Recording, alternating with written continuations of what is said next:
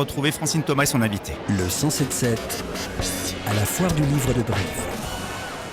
Se taire, c'est le titre du livre dont nous allons parler maintenant. Un livre extrêmement fort, signé Mazarine Pinjot. Bonjour. Bonjour. Merci beaucoup d'être avec nous. Alors ce livre, il sonne bien sûr extrêmement fort dans l'actualité, notamment après le mouvement MeToo. Il aborde la question des violences sexuelles et de la possibilité pour celles qui en sont victimes de les dénoncer ou non. Est-ce que ce livre, il a été écrit en réaction ou il était déjà en germe depuis un long moment ? Les deux, je dirais. Ça a accéléré le processus d'écriture, le fait que des histoires ressortent, que les langues se délient un petit peu. Mais en même temps, c'est venu évidemment rencontrer des choses sur lesquelles j'avais déjà beaucoup travaillé, réfléchi, et puis qui sont assez intimes aussi, et qui sont bien antérieures évidemment à MeToo. Donc c'est vraiment la rencontre des deux qui a suscité l'écriture. Ouais. Dans ce terre, Mathilde est la fille d'un chanteur connu, petite fille d'un académicien. Elle est violée par un homme politique très connu, prix Nobel. Vous décrivez comment les faits se passent, la sidération qu'ils provoquent, la façon dont le silence ne vaut pas consentement et dont ce silence se referme sur la victime comme un piège. Et c'est vraiment d'un piège dont il est question dans ce livre. Exactement. Exactement. Quasiment tout est bouché, quoi. Elle est dans un angle mort où en fait sa parole ne peut pas être entendue pour plusieurs types de raisons. Et en fait, j'essaye de travailler sur toutes les raisons pour lesquelles elle n'arrive pas à être entendue. D'abord dans sa famille, le premier cercle, où en fait les parents sont des gens connus, respectés, et pour qui le scandale est vraiment pas bienvenu, même si c'est plutôt des parents aimants. Enfin, ils sont pas particulièrement maltraitants. Néanmoins, ils préfèrent effectivement leur réputation.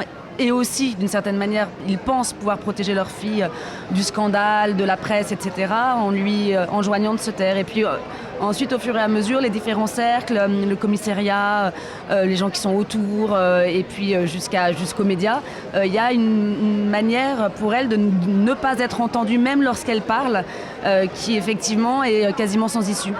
On a l'impression, en vous lisant, d'une synthèse extrêmement habile de tout ce dont on entend parler depuis quelque temps et qui résonne d'autant plus depuis le début de la semaine avec le témoignage de la comédienne Adèle Haenel.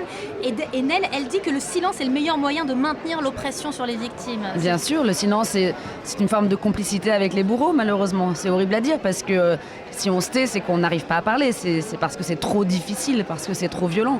Il y a plusieurs raisons au silence. Il y a le fait qu'on ne soit pas entendu, et puis il y a le fait qu'être victime de ce genre d'acte s'accompagne d'une forme de honte, de salissure, et donc arriver à mettre des mots là-dessus, c'est extrêmement difficile. Et néanmoins, de ne pas parler, c'est en effet une manière d'être solidaire, sans le vouloir évidemment, de son bourreau, puisqu'il pourra continuer de manière tout à fait impunément à commettre ses crimes. Donc c'est très compliqué le silence. C'est-à-dire que la victime joue un rôle trouble bien malgré elle, et c'est d'autant plus culpabilisant pour elle, quoi.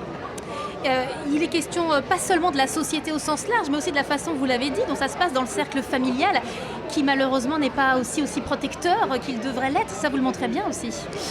Oui, je trouve que c'est l'un des aspects qui m'intéresse le plus. Enfin, tous les aspects m'intéressent, mais c'est l'espèce d'ambivalence qu'il y a dans les familles. C'est-à-dire qu'on n'a pas très envie de savoir, au fond, quelque chose qui viendrait vraiment bouleverser l'équilibre familial. Et c'est pas forcément, encore une fois, parce qu'on est des mauvaises personnes ou on est des grands pervers, pas du tout. C'est juste qu'on est des gens normaux.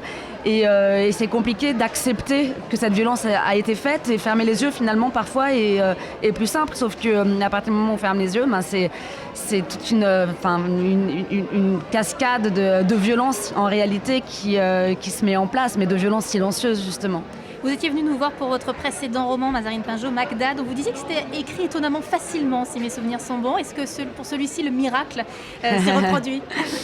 J'ai écrit ce livre assez vite dans un sentiment de colère qui a tenu effectivement toute l'écriture du livre. Mais après, je l'ai laissé un petit peu reposer, vivre sa vie de manuscrit.